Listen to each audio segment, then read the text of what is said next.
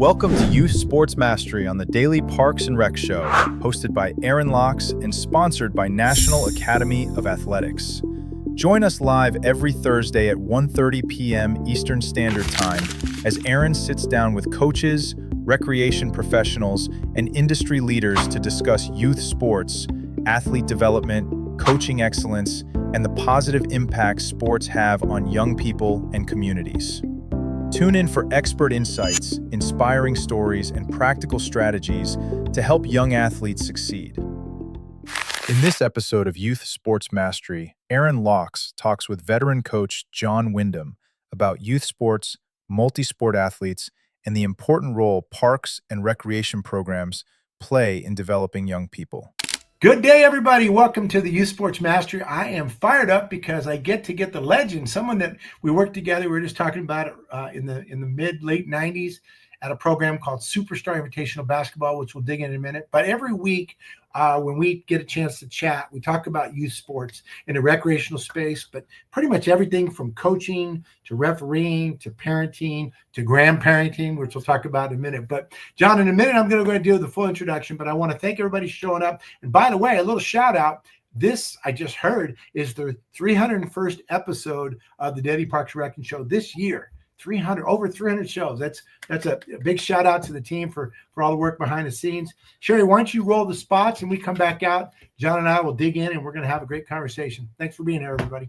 See you in a minute. Are you a vendor, brand, or service provider ready to connect with the heartbeat of local communities? At DPRS Media Co., we tell the stories shaping parks and recreation across America. Through podcasts, live streams, videos, and newsletters, we reach frontline leaders, city directors, and decision makers every single week. From youth sports and facilities to programming and policy, our audience is your audience. Sponsoring or partnering with DPRS Media Co. puts your brand in front of the professionals who build, budget, and buy for their communities. Launching a new product, growing your presence in public spaces, targeting cities, counties, or departments, DPRS is your trusted media partner. Whether you're in software, turf, aquatics, robotics, smart cities, or special events, partnering with DPRS puts your brand in the story. With commercials, interviews, social campaigns, newsletters, and live shows, we're your media team. Partner with us and grow your impact in the $200 billion parks and rec industry. DPRS Media Co. Stories that move parks and rec forward. Your audience is here.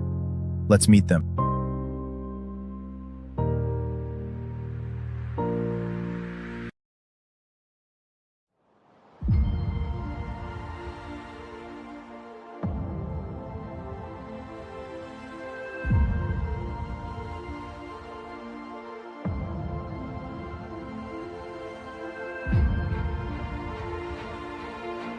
When you invest in our high-performance LED sports arena lights, you're not just upgrading your facilities, you're helping us illuminate the untold stories of parks and recreation communities. Every purchase directly supports the Daily Parks and Rec Show, a media platform on a mission to celebrate the heart and soul of our local parks and programs.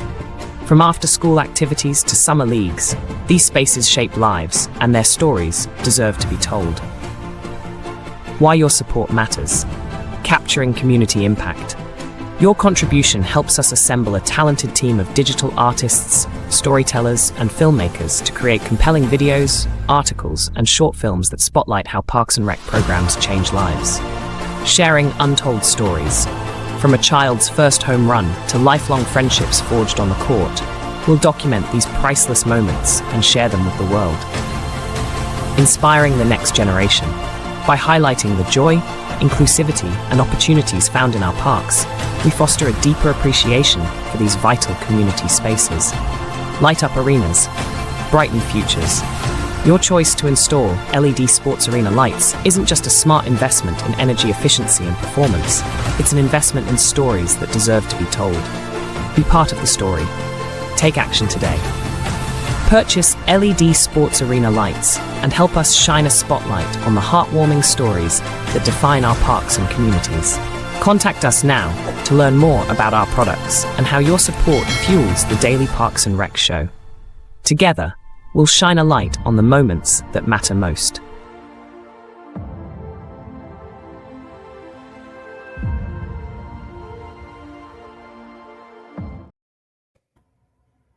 Welcome back, everybody. Again, thinking about 300 episodes, it's a lot of work. So, again, a big shout out to the folks behind the scenes that put all this together. It makes it easy and enjoyable for us to have great conversations.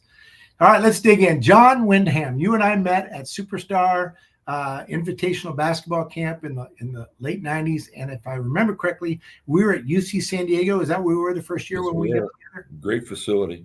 Man, right? 5 full courts of kids playing basketball downstairs, a couple upstairs. It was a heck of a fun time, wasn't it? It was. You had a couple outdoor courts, which were pretty nice too. But it was a great experience. Yeah, that many boys coming from all over the United States, especially the Western United States, to get a chance to play was really a cool experience. I miss those days. We ran that from the 80s, the 90s, and then we had to shut it down based on that's another day for another story. But let's give the full introduction as a professor. Give me a little bit so they know why I'm so excited about you're in sports management at St. Mary's and not St. Mary's of California, but the other St. Mary's, as you like to be called, right? Yes, sir. Yeah. We're a college of about 1,500 students. I'd say 80% of students on campus are athletes. Sport. I mean, the nice thing about teaching my classes, I think every kid in the class is an athlete, so they can relate to the topics we're talking to. Wow. We share their experiences together. I mean, this is my first full year, but I've done the adjunct for the last 3 years, and basically, I share my experiences, which I think is important to know because there's the book smart, and I think there's street smart, and I try to teach them the street smart part of it. Yeah. It's funny when I got to work with the Lakers a little bit and you see the guy at the end of the bench, the old guy, the gray hair guy in the corner back there that no one really is paying that much attention to, right? But the coach is doing what's going on every now and then. He looks down and the coach down there goes, "You can, but I'm not sure if I would." And then it makes it makes you think about these things. And as we get on a little bit, and you've probably forgotten more about coaching basketball or teaching kids than most people out there that are doing it. And we're really going through a strange time. I mean, youth sports is been punched in the mouth. Unfortunately, the adults that are in charge of running it have kind of running in the ground a little bit. But let's talk a little bit. I want to go back because you and I have something in common. I've got 2 grandkids. You've got 6 grandkids. I got 18 actually. 18. Yes, my oldest pitcher's for Southern Cal. Wow. He's starting a sophomore year there. Go ahead. No, where we're going with that? I mean, you got kids. Where to bury the lead? So with all those grandkids, we talk about that. What do you see as let's just dive right in. What inspired you to get involved in youth sports? And what is your thought about? Are you able to, from where you're at in Kansas, find a way to help inspire or set the table to inspire your grandkids? Because we both know there is no better life skill teaching tool than youth sports, right? That's right. I mean, Johnson County, Kansas, which is on the Kansas side of Casey Mo, is a very affluent, probably the most affluent part of Kansas. And the kids here have so many opportunities. I mean, I was just thinking before we went on, we have 2 soccer complexes that have 12 all-turf fields.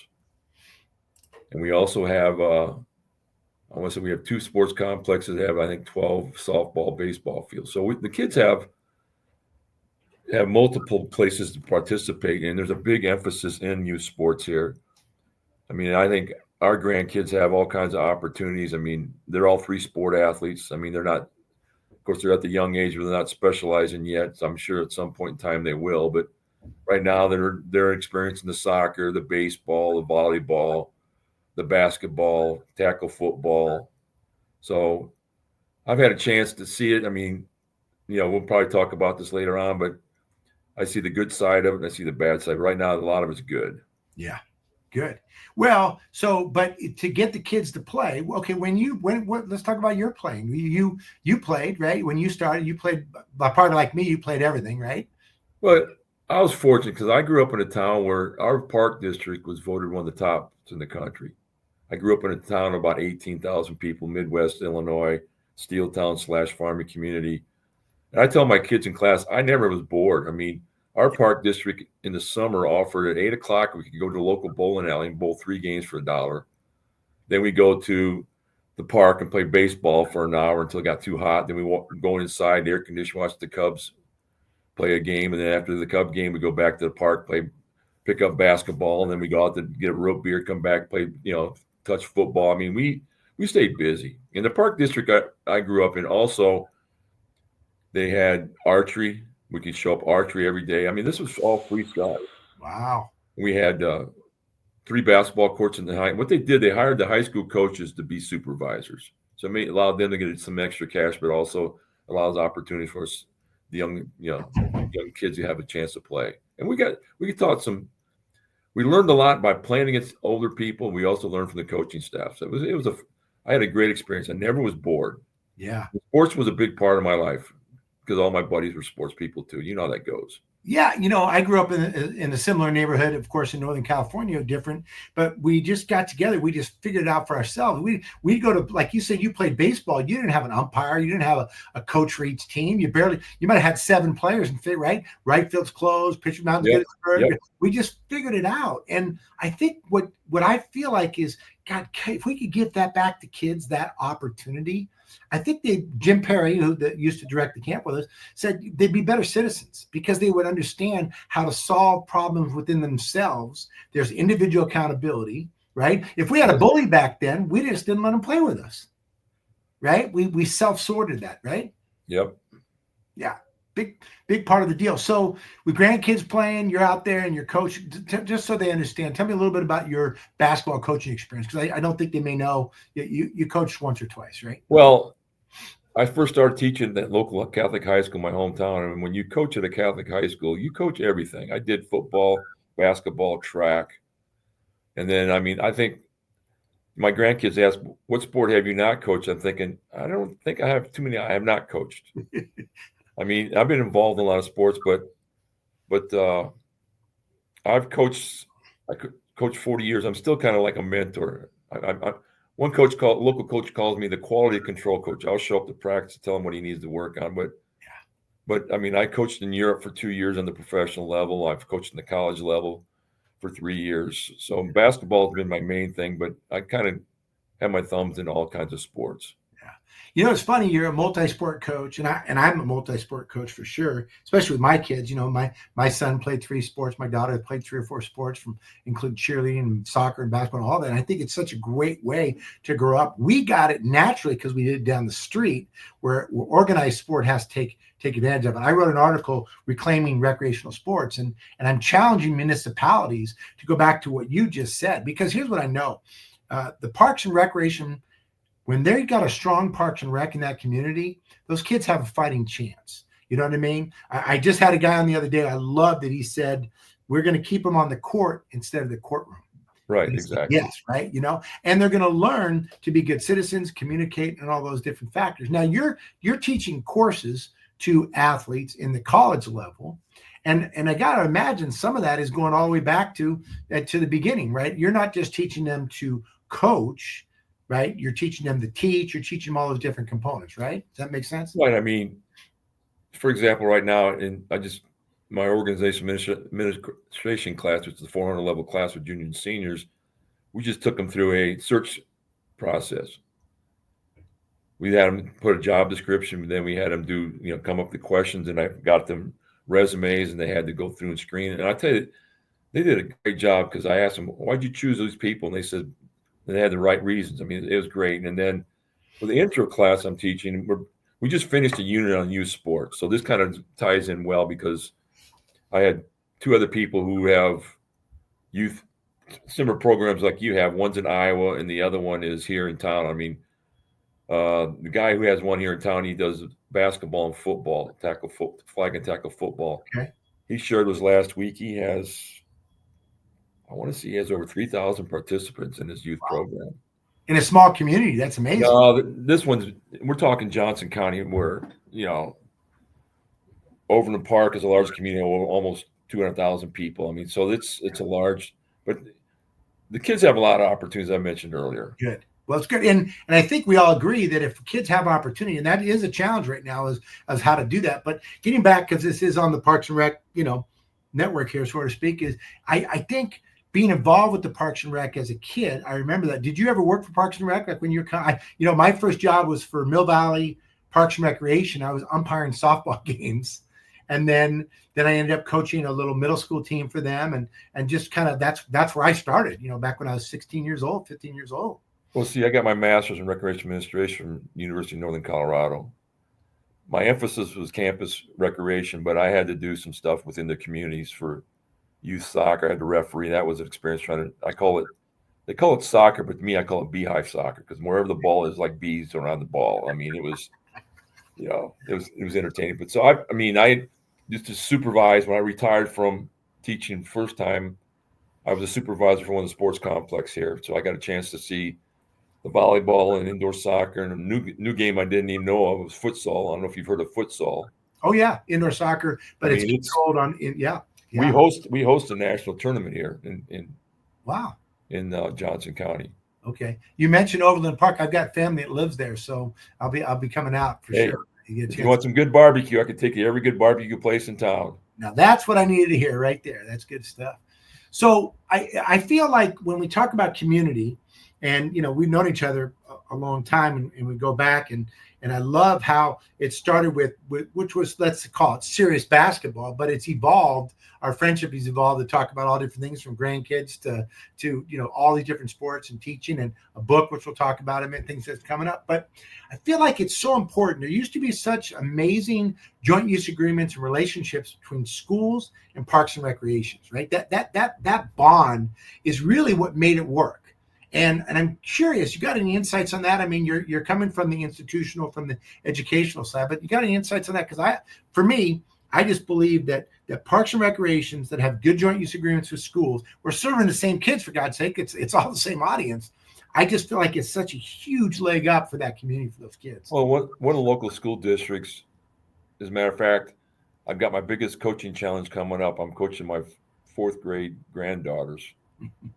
So, but the guy who runs the league here uses all the public schools in the school district. So there's that, collaboration between the two, and therefore they see it. But I think even here they have, the lower level schools have a big emphasis in sports, so I think it kind of carries over to the Parks and Rec. I mean, Parks and Rec, I think the struggle we have here is you have some people with money starting to have kids try to specialize. Yeah. I mean, we have a new sports complex with 10 full basketball courts or 20 volleyball courts. Wow. The guy who built it has gone in with the largest AAU program for basketball, and they're kind of, taking over that part, which kind of then puts a little bit of crunch on the youth sports, because then the kids want to join his program instead of the Parks and Rec. Right. So let's talk about that. So as someone who's been around a little bit, and we can talk about this, the reality is I believe that from all the reading I've done, all the stats I've done, all the pro athletes I've talked to, from Rick Barry all the way down to the Barry Bonds, all these other, they're all saying play multiple sports as long as you can. They didn't even really start to truly specialize till their sophomore year in high school, right? I didn't play travel. My first club AAU experience was my senior in high school, senior in high school, because that really wasn't a thing. And I never was told you how to specialize. I played basketball season and football season, and your body does that. So talk about okay, what's your philosophy? Your teaching class, what's your philosophy on the multi-sport athlete versus playing, and about playing club travel, where look, it's a big business. It's a $63 billion business. So if it's business, and you're listening out there, that means they need your kid to play that AAU club year round, because that's the business. And I'm not saying it's totally negative, but I'm saying it may not be for everybody. Well, give you an idea. So when I moved here, I left the college ranks, come here to be closer to the grandkids. I was fortunate to get in with a local high school called Blue Valley Northwest. And the coach had a very reputable program. Well, the first year I was his paid assistant, we go 25-0, and we won the state title. It was his first. We were ranked in the top 20 in the country, which is the first of the program. But 2 of those young men went on to play for Loyola Chicago, Final Four. But on that starting 5, we had our center was a track athlete, very good. We had two of the players were starters on the defensive side of the football. The kid ended up being the Larry Bird MVP player of the Missouri Valley, ends up being drafted by the Mets for baseball. So, I mean, multiple sport athletes bring something that every program loves when they have that work ethic, winning traditions, and good teamwork. Yeah. So I think that's the joy, because when you play on multiple sports, you get to be a leader. Very positive impact. I mean, we had another player. This would have been 2 years after that run. We won back-to-back titles. I mean, our starting point guard was 94-6 as a varsity starter. Wow. I mean, very exceptional player, but great kid. But we had a sophomore on that state title team who ended up his senior year. He's got the record for most yardage in a high school game. He had 216 receiving yards, I want to say, in football. He did basketball and he did baseball, and he was one of the finalists for the Heisman Trophy winner for high school. Wow. And I shared that story with my kids, because his day started at 6 a.m. Yeah. Lifting weights and then going to the gym and shoot, or get in the batting cage, and then his day would end at midnight. Yeah. I mean, I still stay in touch with him. As a matter of fact, he was Rookie of the Year in the Canadian Football League. Wow. He's played in two great cups. So I think being a multiple sport athlete, it just broadens your horizon. I will share one story about youth sports. So I got a grandson who's 8. Okay. He's very good in 3 sports. So I said, let's go to the batting cage. I said, you're going to bring your A game today. He goes, what's that, Papa John? I said, I explained what an A game was. So we usually go in to do the tee, soft toss, and then I'd pitch to him, and then we'd go to the cage and hit 40-mile-per-hour fastballs at age 7. Well, that day he hit 46 out of 102. And I thought, yeah, that's pretty good. That's good stuff. So we get back, we go on the way home. He goes, did I bring my A game? I said, dude, you brought your A+ game. But this was the moment I'm so proud of. He says, so if I practice every day, I'll become good. I said, dude, thank you very much. You just discovered success right there. Yeah. Yeah. And it's funny because he could have said, well, I missed 60. But he focused, and a lot of that's credit to you. And that's the beauty of sport to me. I mean, let's be honest. Sports is really more about failure than success. Think about it, right? The best in the world in basketball, even Steph, right? He's going to miss 6 out of 10 shots, right? He may get in a roll and hit 8 in a row, whatever, but let's be honest, right? Baseball players get out 7 out of 10 times, and they're the best in the world.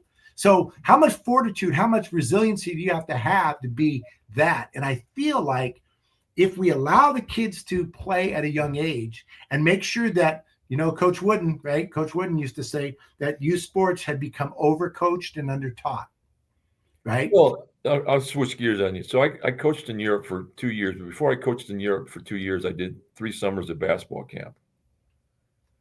So I met a young man my first year. He was 18 years old. And I mean, what I love about sports is, as they say in The Lion King, circle of life.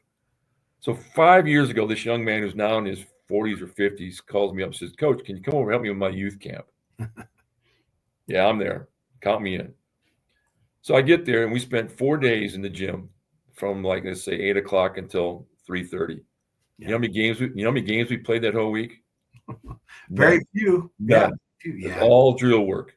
Yeah. And I can remember my second summer in Europe, sitting around the table having breakfast with the coaches at the camp, and he says, why do you Americans have so many rules? I says, allow you guys to catch up. And I just saw a statistic. I think the last 5 or 6 NBA MVPs were all Europeans. Yeah. Yeah. I agree with, you got Wooden. I mean, I'm a big Kobe fan. I saw Kobe play in high school. Yeah. Wow. And I said, this kid's going to be special. And then I remember I was taking my middle school kids in a tournament that spring, and that was his first year of the Lakers. And someone goes, they think this kid thinks he's going to be good. I said, trust me, he is. Well, next year, the 2 referees says, you were right. Yeah. But I use him as an example because of the work ethic. But he also said the same thing. We spend too much time on playing and not enough teaching. Well, a perfect example of that is first of all, repetitive sports injury in baseball is insane, right? Because they're throwing and they're doing so much. But no matter the sport, if you play, again, this is where it's an interesting argument, because I tell everybody I played sports every day of my childhood. But the difference was when you and I went down and played one-on-one, right? it was a different experience than us being on an AU team, driving 3 hours to get there, playing the game, going through the whole deal. Because you know what else we did? We also challenged each other one-on-one, and we were working on our individual skills to get to be better players, right? I remember, man, Greg Stone, when I was a freshman in high school, and we were playing, and he kicked my butt, and he wouldn't give me an inch. And he said, and I said, dude, and he goes, you want to get better. And then you know what he did, though, which was great? He brought in Pep and Ross and these other guys, and they came in, and he let me work out with them. And that was the beauty that we had. And that was actually through Parks and Rec, right? Being able to go through Parks and Rec and say, okay, we're going to go do this. And that was the experience. We had that freedom to do that and to be not worried about we're going to go play the game, because what I found is the coaches are worried about winning games, right? Rather than winning kids. Magic, when I ran Magic's camp, his first thing he said to the whole group, what is our goal as coaches this week? With that big Magic smile, he said, win kids. That's what it's about, right? And so we get stuck in how many trophies do you win as a kid? How many this, how many that? But we know this for sure. National statistics, if your child plays a single sport 6 months in a row and then does it again the next year, they won't play their senior in high school. They're going to be burnt out. We took about burnout in the introduction class, because I think that's soccer's biggest problem. The kids start playing soccer at a young age, and by the time they get to high school age, they're like, I'm done. Yeah. Because you do so much. Well, for example, one of the grandsons, he's a freshman now in high school. He's very good in soccer. And KC Sporting has asked him to join their academy. Well, it sounds pretty enticing, but they got to pay for all the airfare. So when KC Sporting goes to Dallas or go to Austin or Atlanta, the parents have to foot the bill. And I thought, where's the trade-off here? You're getting an experience, but are you actually getting an experience? Right. I'll share a story about it. So one of my former players asked me to go to Omaha to go to the Warren Buffett, Berkshire Hathaway thing. And I show up to this social, and this guy walks up. He says, Coach Windham, what are you doing? He says, I'm asking the same question. He goes, I'm the biggest broker in Texas. And I said, yeah, really? Cool. He said, well, my son plays 5th grade basketball. Is that too young? I said, my question is this. Is he having fun? Yeah. Is he learning? Yeah. Then that's the right time. Yeah. Because, I've seen some kids who just hate some sports after a while because it's no longer fun, because of the pressure of being what they have to be. Right. Well, the thing though is, if we can teach the coaches, right? Because here's a cool stat: 84% of kids playing under the age of 13 are playing for a parent volunteer or a volunteer coach, right? So what you just said is important, right? Is I've got kids. I know one of my really good friends, very close person in my life.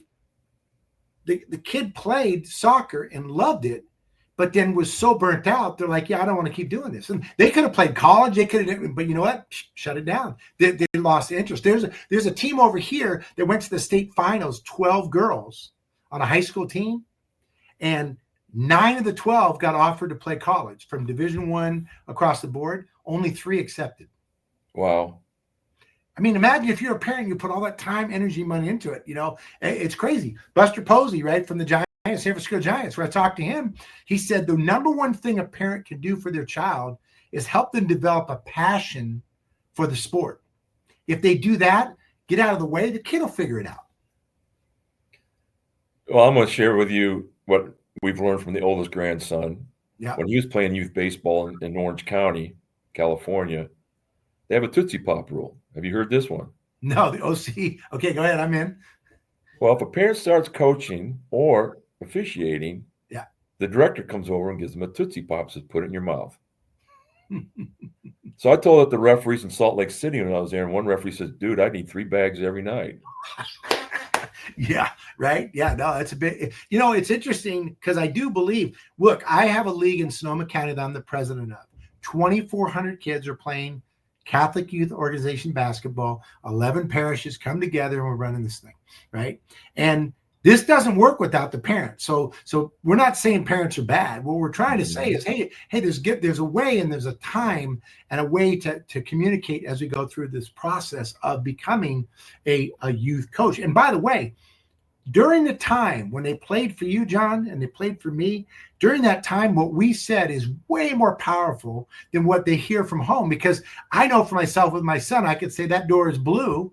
And my son would go, yeah, whatever. Coach said the door, go by the blue door. And he'd say, hey, Dad, I'm going to go by the blue door. I'm like, I just said that. So, look, we got to take a break. We're coming up on it. We're going to take a break. But when we come back, we're going to talk more about how do we bring recreational sports back to those communities. And I want to talk more about coaching and teaching the educators, the teachers, the parent volunteers, how to make them better. Because we know that when the parents do it the right way as parent volunteers, kids are going to love sports. Sari, let's run that and we'll catch you on the other side.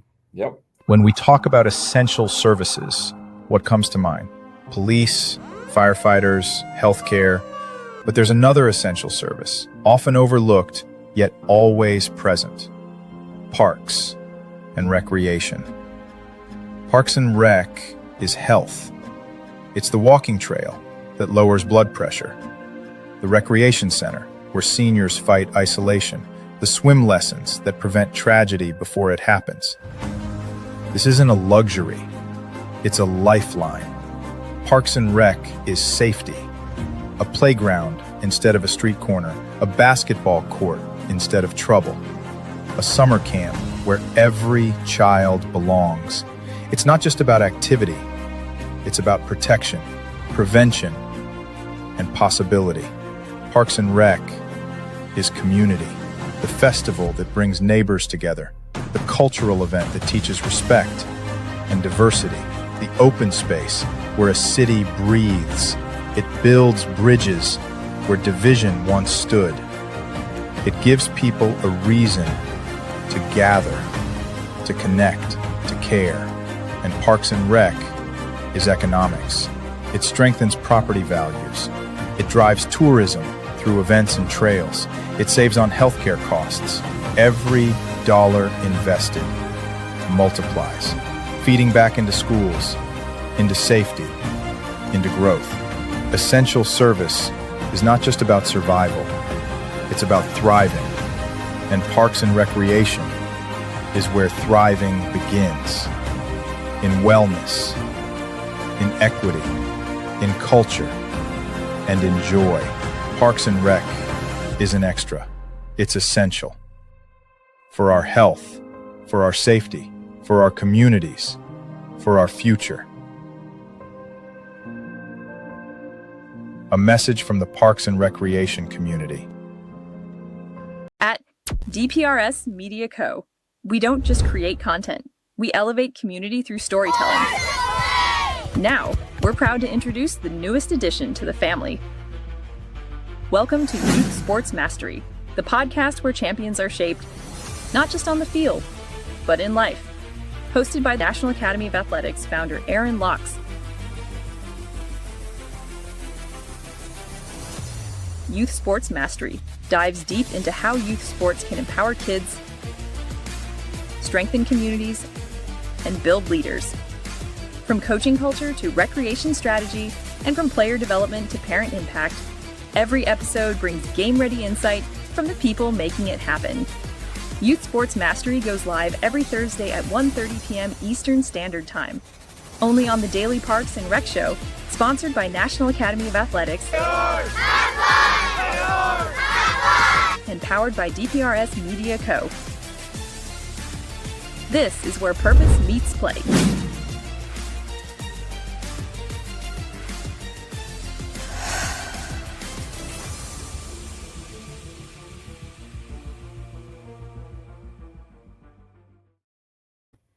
Welcome back to the Youth Sports Mastery Show. I'm here with John Windham.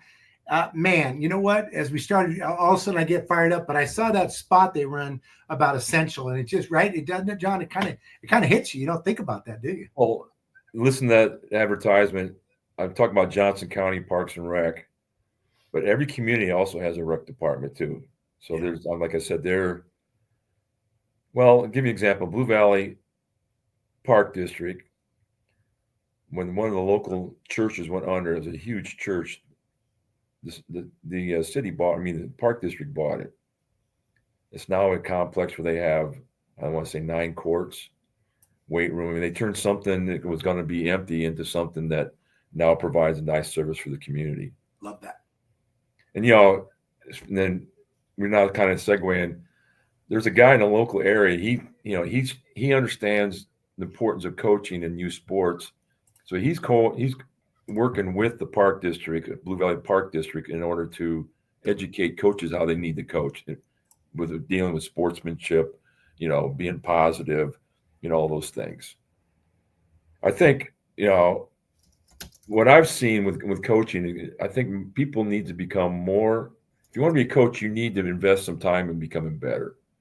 Yeah. For example, like I said, I become a mentor, and I think right now, I'm about 12 coaches throughout the United States who I send stuff out, through text messages or emails, and just share them quotes and things, and just encourage them to learn.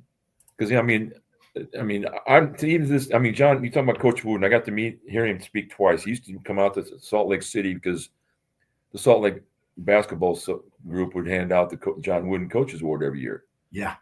And I heard him also speak in person at a coaching thing. But I think he had a quote: "So the day you quit learning is the day you die." So I always encourage everybody just to continue learning. Yeah. Learn something from somebody. But I want to go, yes. And the crazy part about it to me, which doing this a long time, I've written 6 books on coaching youth sports. I've got all kinds of stuff. I've done this. 2 million kids have come through my camps, and I'm still learning every day. You know what I mean? Right. That's part of the journey, because George Carl said it, right? What did he say? I think he said, if you take from one person, you're stealing. If you take from everybody, you're learning, or you're forgot the way he said it. I ruined it, but it's right. Like when we were coaching at Superstar and you saw somebody doing something, we were taking, right? Remember, we'd sit up back and say, hey, let me try that and bring it back to my team, right? That's what we did. And that was how we made the sport of basketball better, right? Across the board. And we worked with the referees. Remember David Libby? With the referees to coordinate that across the board as well. And that was what was fun about this journey, right?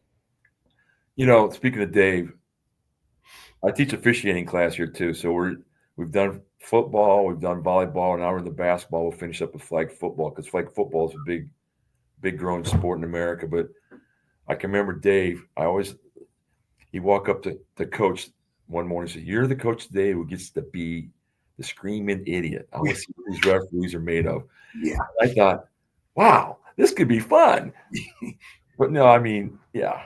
Well, let me give the backdrop just so everybody understands. So David Libby, we partnered together. He would run the David Libby basketball officials camp, and he'd bring in guys from all over to officiate. We had really good officials back then. Oh, you did? Yeah. And then our camp would run, we had the best players. And so when the games are going on, well, as Dave's testing people, every now and then he goes, you know what, I want to see this. What is this guy going to do if someone gets at him? So John Smith or somebody, all of a sudden, Aaron Smith, they say, go get him. It's like, oh, I get to, because me, I'm like, no, we're leaving these guys alone. But once they get after it, it was fun to watch the communication and how they deal with this. Some guys just froze, but it was done in the right spirit, right? It was never done in a way, I'm coming for you. And it wasn't done that way, or it was more done in the spirit of training, like you said, started with the teaching. So let's give some tangibles. If you're a Parks and Recreation coordinator that you're trying to run a league, one of the big complaints I hear, John, is we can't get everybody to coach. And when we get the coaches, right, we know they got to do the background check and fingerprint. They got to do that. That's just part of the deal. That's the deal. And by the way, we all want that anyways, right?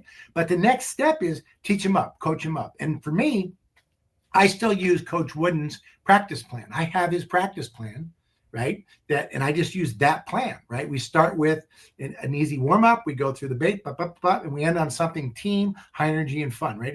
And to do that. So if you're a parent coach out there, if you're a Parks and Rec director, get in touch with me. I'll send it to you. I stole it from him. I'll share it as we go.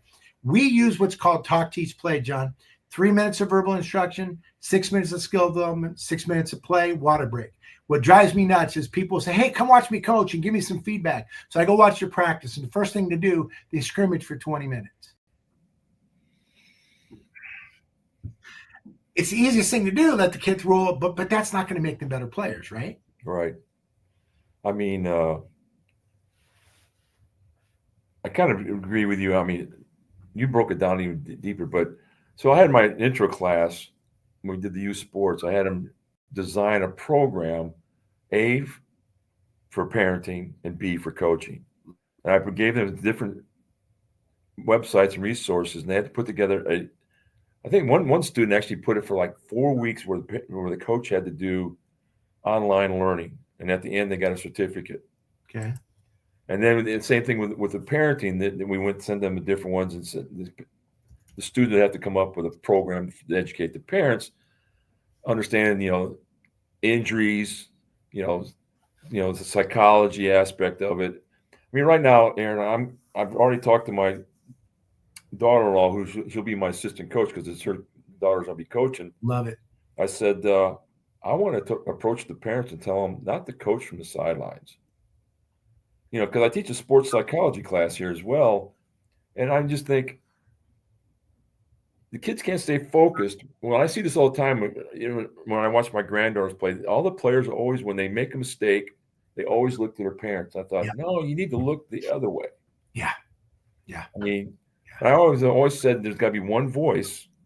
And I've said that. I mean, one quick story. I was coaching my youth team, and parents were coaching them up. And I told the kids at halftime, I says, go get a drink. And of course, the school I taught at, a lot of the parents were doctors. Okay. I said, hey, Doc, what would happen if I came in your operating room and told you how to operate? Yeah. And they go, Coach, I see where you're coming from. I'll keep my mouth shut. I says, thank you. That's what you said too about learning. I can remember going to one of my kids' graduation party, and when the parents walked up and says, my kid listens to you more than he does me. Because you made the same comment. I thought, yeah, I've heard that a few times. Yeah. I think the thing, like with my kids, I remember, because I teach, when I do my parent orientations, I teach the parents realize that you don't want your child to have to make a decision between the parent that feeds them and the coach who's supposed to know what's going on. John, you're trying to run the offense, and you're trying to have them pass the ball ahead, right? And a parent from the stands yelling, take it to the hoop, shoot. And it's like, so it's just so counterintuitive to what it's supposed to be. And that's part of the reason why most kids that start a sport will quit after just 2 seasons, because there's too much pressure to be successful. It's not fun. We got to trust the process. And if we, by the way, those same coaches, parent volunteers, they quit after 2 seasons because they're trying to deal with the other parents. So we can fix the problem. We just got to find a way to give the tools in a way that is like I look at coaching. It's like a 7-course meal. We can't just give them it all at once. So let's start with, here's the basics, here's how it works, and develop it out. The other one, tell me about your coaching 4th grade girls. How many offenses will you have for 4th grade girls team? For those of that want to know. Basically, when I teach kids at that age, it's just give and go, pass, pick away, or ball screen. I mean, you try to just teach, the basic stuff. You teach the particles. Ronnie Lott taught me to teach the particles, right? Teach the parts, because that's how they fit to the whole. And if you teach them the particles, then they'll learn how to play the game of basketball, right? I see coaches, they have 7 offensive sets. So the girls learn how to run a set, but they never learn how to play the game. I've always told my kids, I mean, I can remember my first head coaching job, 7 of the 8 teams in our league ran the flex. You can guess which one did. Yeah, that's right. And I just told the kids, I said, I don't want to like the flex because it's A to B, B to C, C to D. There's no right. And we talk about the read and react offense in today's world. Rick Majerus, I mean, he was one of the best teaching coaches I've ever been around. And he would teach the kids where to move. He was talking spacing before spacing became the end thing. He was playing chess when others were playing checkers. Let's be honest, right? He saw it so far ahead that the kids he was coaching had to catch up. But then when he teach them and they saw it, you could see the lights came on and go, oh my goodness, right? I mean, talk about situations. So I'm working their camp. We're just teaching the kids 3-on-3 pass, pick away, just the things I mentioned. And these 3 kids, we're not basketball players. They're there because mom and dad. And they did it so slowly, but they did it so correctly. The light bulb just clicked on for them. I said, voila, you got it. I mean, you learn the basic stuff right there. I mean, that's what it's all about. Yeah. I think a big part of it for me is if we can help the parents. Like I've got a league, and we just had a coach that said, I can't do it because of work. So we had to go to the parents and say, look, there's 10 kids on this team. What parent's stepping up? Because if we don't have it, we can't have a team, right? So the parent stepped up and said, hey, I played CYO in 4th and 5th grade. I haven't picked up a basketball since. I said, you're the coach I want, right? So he came down. I've got my basic fundamental book that, my coach's best friend book, which I've got. Go to Amazon, get your copy, right? Okay. So I've got the books, got the basics. But then what I did is I showed them a practice schedule and I walked them through. This is how you run your practice, right? We use RSBQ warm-up, rhythm, speed, bounce, quickness. Get their bodies moving a little bit, right? Then you get some layups really quick. Okay, let's go. Then we do one drill. It's going to be passes. By the way, little kids, bounce pass the ball, right? So we do bounce passes, right? Then we do pivots and jump stops and we put it together. Then a water break. And then we do, boom, boom, boom. And if you do that and you give them the format. Now, again, I feel like if we can give them the basics and empower them, parents will figure it out. The games are different, because what I loved about you when I watched is you were a lot of the coach. We had a superstar camp, not Shimizu and some of the other ones, right? You remember back in the day, but you realized you had a practice to teach and you had a game to let the kids play, and you can make minor corrections and adjustments, right? Right. Try to make a big teaching moment, especially at a camp when the clock's running this and that, ain't gonna work, right? You know what I mean? So I think we need to find a way to simplify the game, like you just said, right? How do we simplify it for the parents, right? Well, Morgan Wooten, I got to coach the DC Catholic League for 1 year, and Morgan Wooten is one of the best high school coaches ever. I mean, he had multiple players going to play in the NBA, and I got my butt kicked by him by 40, and I learned a lot by getting beat badly. But when you look at the film, he breaks his offense down to 2 things: 3-on-3, 2-on-2. Yeah. Nothing really complicated. It's just breaking it down simple. I mean, Doug Moe, who coached the Nuggets back in the day, he learned one thing from Dean Smith: one ball reversal will get you a shot. That's right. And I even tell my players, 3 passes. All you need to do is 3 passes will get you a shot. Steve Kerr from the Warriors said when the Warriors pass the ball 2 times or more in the half-court set, they score 71% of the time.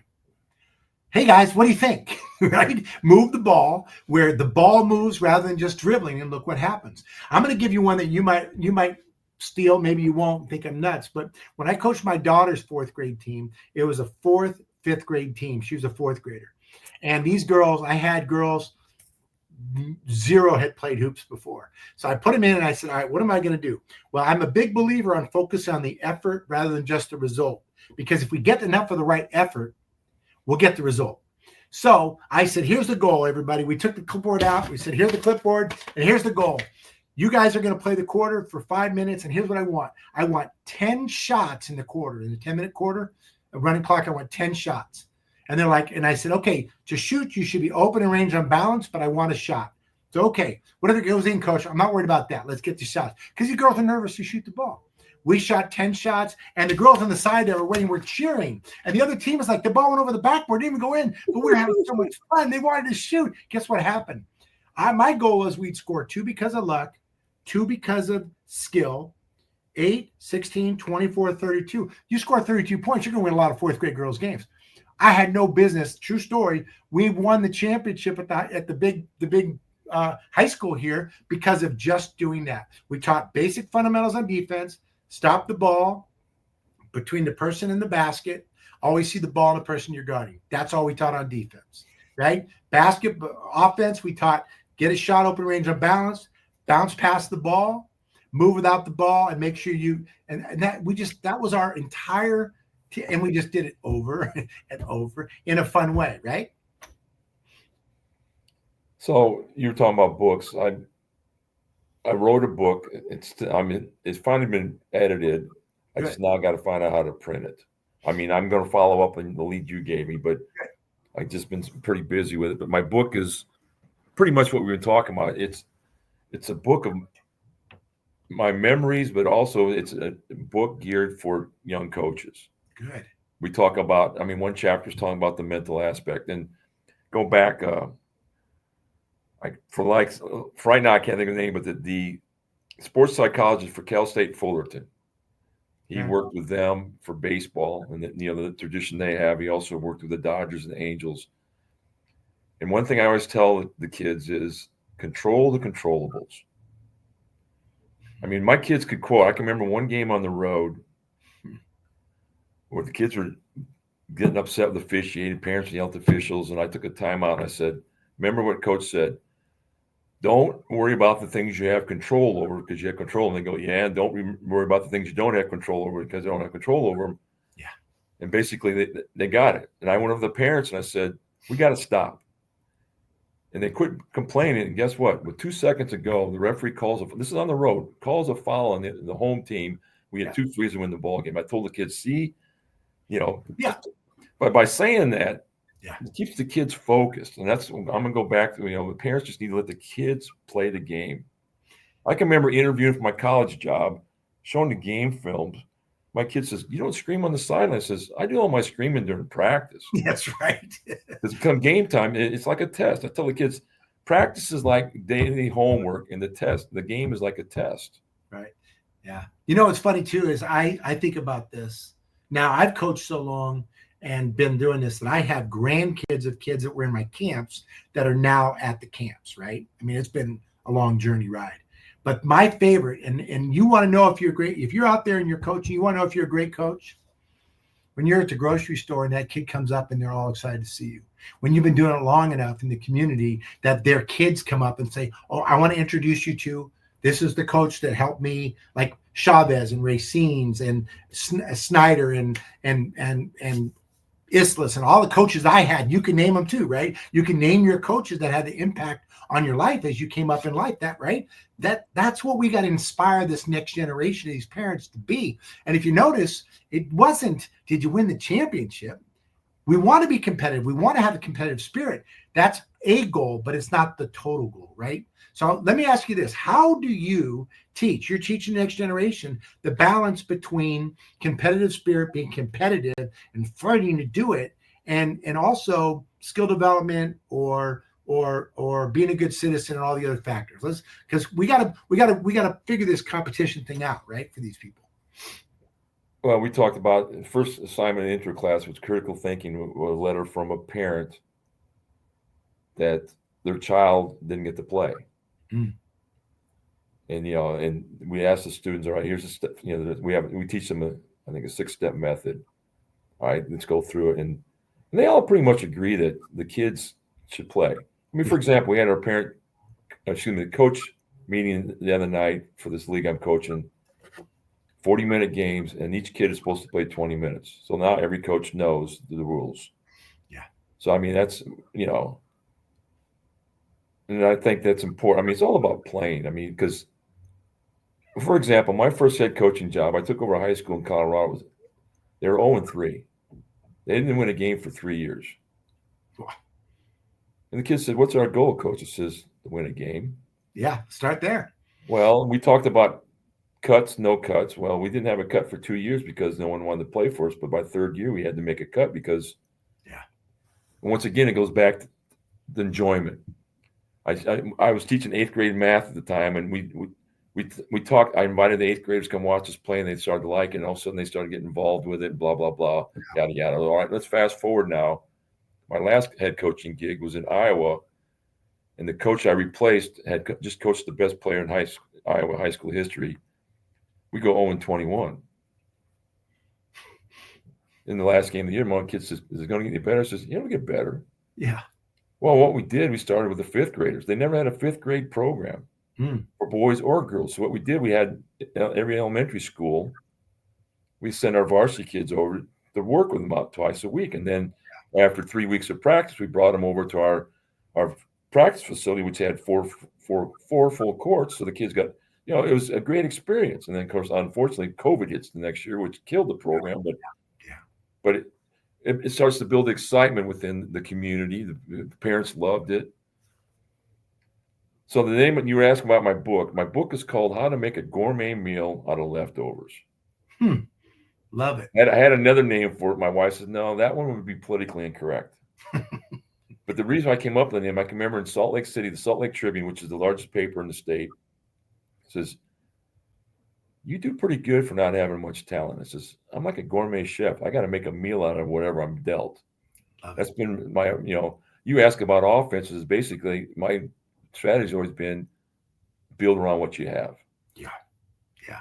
Well, you don't get to recruit the best, the tallest, the quickest, whatever. So you say, okay, this is what I got. And that's the funny thing to me. I hear coaches going, well, I'm going to run this. Have you met your team? No, but I'm going to run this as well. Okay, you can. But if you want it to be fun, because realistically, the kids want to have fun. They want to be able to compete. A young guy that you met, Dr. Michael Herbert, was one of our counselors at Superstar Camp back in the day. And he's really taught a lot about proximal play and how important it is for these kids to understand that we have to put them in a situation where it's challenging enough that they keep their interest, but not so challenging that they don't have fun. You're not putting second graders in a gym with 10-foot hoops and saying, go shoot, because they're not going to make a basket.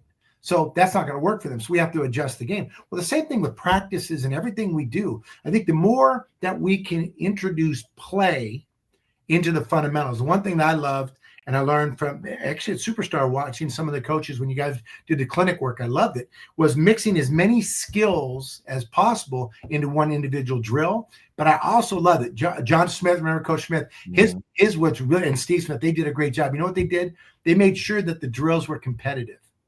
Not kill you, get after it, but competitive, because then it's like play is competitive. And if we can find a way to make everything in a competitive, positive nature, that's going to inspire the kids, challenge the kids, and make them better, right? Yeah.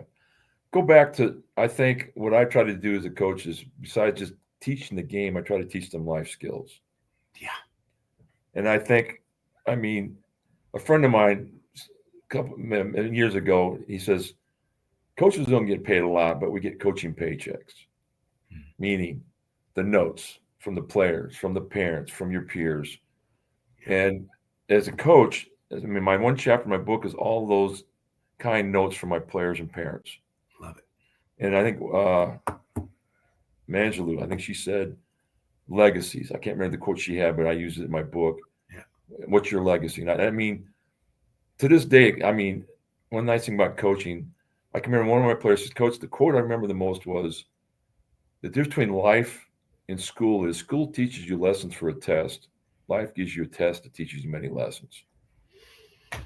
And that's powerful, right? I think, the wins and the losses, I always tell the kids after either one, I always tell them, what did you learn and what can you become better at?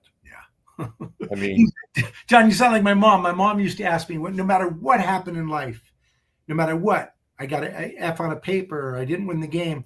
And she goes, okay, son, what's the lesson? To the point where I want to kick her in the shins. Tell me the answer just once, But I think it's such a great thing you're talking about. And again, that's what is the quote about character, that sports don't build character, reveal character? Yep, that's a wooden quote too, I think. Well, yeah, and actually, it's interesting because I've taken another step. They also reveal a lack of character, right?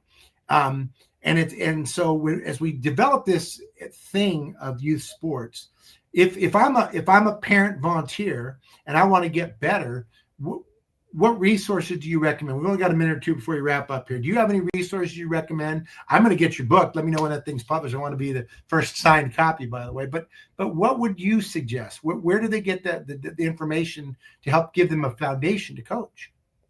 With YouTube today, if you can't find something on, it's funny. My wife said, my mechanic had to go to YouTube to find my problem. I says, why'd you pay the mechanic? Right. I think my kids in my classes probably get tired of all my YouTube videos, but I said, hey, listen, I can sit and tell you my stories. I'm just going to have you learn. YouTube's one way, but reach out. For example, we're probably going to have a Zoom next Wednesday.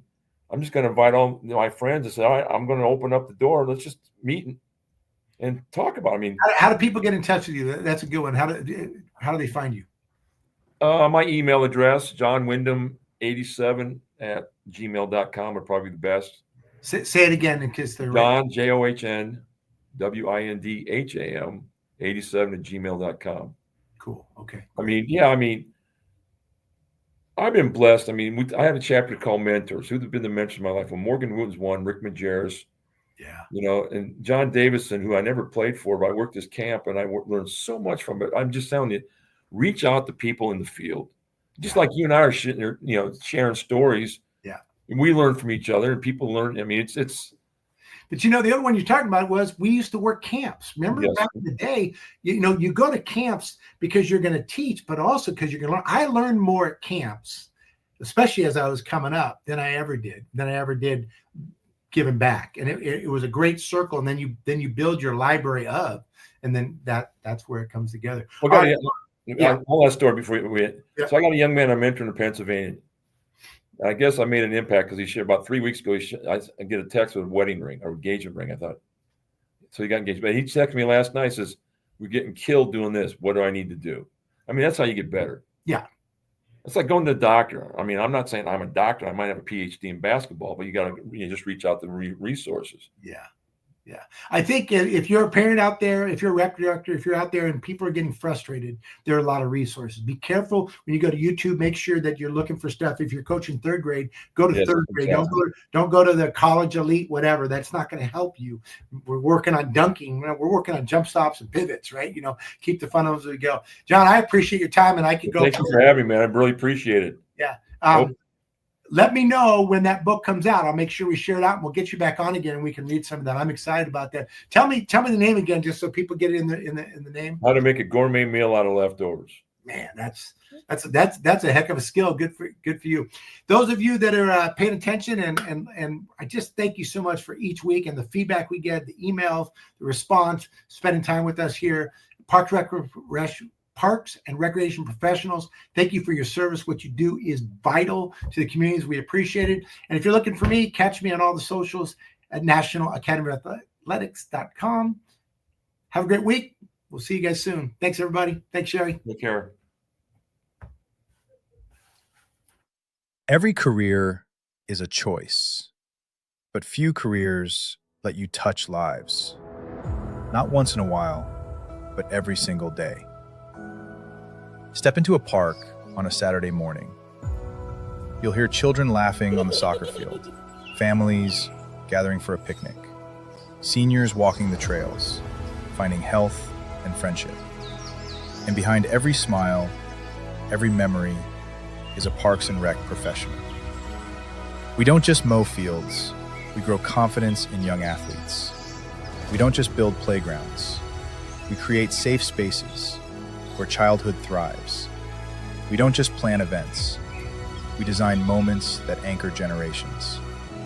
Think of the coach who teaches patience, the director who champions equity, the staff member who sees potential in a child no one else believed in. Every day, Parks and Rec professionals shape character, preserve beauty, and strengthen community. And the path isn't easy. Budgets are tight, resources stretched thin, but the reward, unmatched. Because what you give comes back in legacy, in healthier communities, in lives forever changed. So why dedicate your life to Parks and Recreation? Because here, your work never ends. It lives on, in laughter echoing across playgrounds, in green spaces preserved for the next century, in the young professionals rising to lead tomorrow. This is not just a career, it's a calling, it's a legacy, it's Parks and Recreation. A message from the Parks and Rec community. At DPR's Media Co., we believe Parks and Recreation isn't just a service, it's the heartbeat of our communities. We exist to honor the people, the vendors, and the leaders shaping the future of Parks and Rec. Our mission is simple, to tell their stories, highlight their careers, and celebrate their essential work. Our vision is bold, to be the trusted hub where leaders, vendors, and communities unite, inspiring innovation, sharing wisdom, and building a stronger, healthier nation. Through over 220 live shows and 6 weekly series, the Leadership Series, Facility Maintenance, Young Professionals Network, Youth Sports Mastery, The Rec Room, and Growing Leaders, plus our industry-leading newsletter, the weekly Parks and Rec Post, we're building a media platform made for the Parks and Rec community. And now, we're inviting strategic partners to co-create this story with us. As a partner, you'll gain 12 hours of annual live exposure, with custom shows highlighting your expertise, polished 60-second promos refined for maximum impact, year-round visibility with dozens of replays across our media network, premium features in our newsletter, and amplified social media reach across LinkedIn, X, and Facebook. This is your chance to educate, inspire, and lead, while connecting directly with the professionals who build, budget, and buy for their communities. This is DPRS Media Co. Let's build the future of Parks and Rec together.